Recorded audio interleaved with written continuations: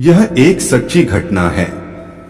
मोहन नाम का एक ऑटो ड्राइवर ऑटो चला के उससे जो पैसा कमाता उससे अपना घर चलता था और ज्यादा पैसे कमाने के चक्कर में उसने रात को भी ऑटो चलाने लगा।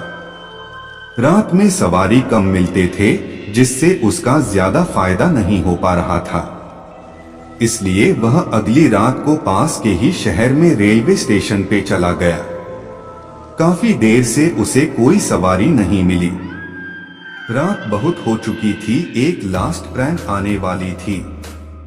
उस ट्रेन की सवारी के लिए मोहन स्टेशन में इंतजार करने लगा।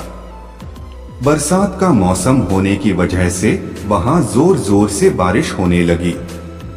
तभी ट्रेन भी आ गई। कुछ ही देर में एक सुंदर से लड़की मोहन के पास आई और उससे बोली, मुझे सोहागपुर जाना है। मोहन ने उस लड़की से कहा, सोहागपुर जाने के लिए रात का किराया 800 रुपए है। लड़की ने उससे कहा, ठीक है, अभी मेरे पास सिर्फ 500 रुपए ही है। मैं घर पहुंच के आपके बचे हुए 300 रुपए भी दे दूंगी। इतना सुनते ही मोहन ने लड़की से कहा, ठीक है मैडम, मैं आपको सही सलामत आपके घर तक पहुंचा दूंगा। इसके बाद मोहन ने लड़की को ऑटो में बैठाया और उसके घर की तरफ चल दिया। रास्ते में लड़की उस ऑटो ड्राइवर से बात करती रही। उसने अपना नाम पूजा बताया। ऐसे ही बात करते करते कुछ ही देर में उस लड़की का घर भी आ गया। लड़की ऑटो से उतरी और बाकी के पैसे लेने के लिए घर के अंदर चली गई और मोहन वही बाहर ऑटो में इंतजार करने लगा। काफी देर इंतजार करने के बाद भी जब वो लड़की बाहर नहीं आई तो मोहन ने घर का दरवाजा खटखटाया। घर के अंदर से एक औरत बाहर निकली। मोहन उससे बोला, यहाँ एक लड़की मेरे ऑटो से आई है। उसके 300 रुपए बाकी, वो पैसे लेने अंदर गई थी पर अभी तक वापस नहीं आई।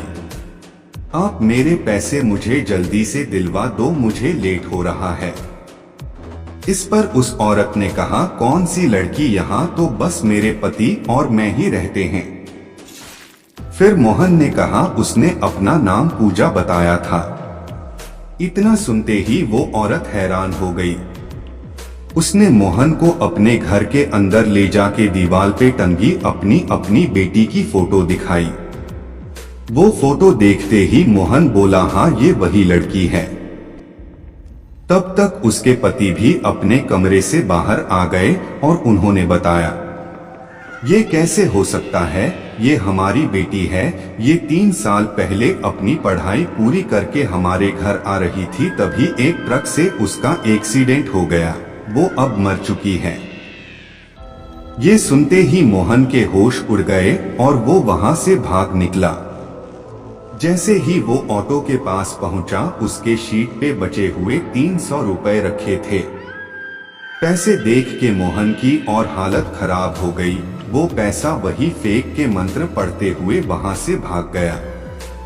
उसके बाद मोहन ने कभी भी रात में ऑटो नहीं चलाया।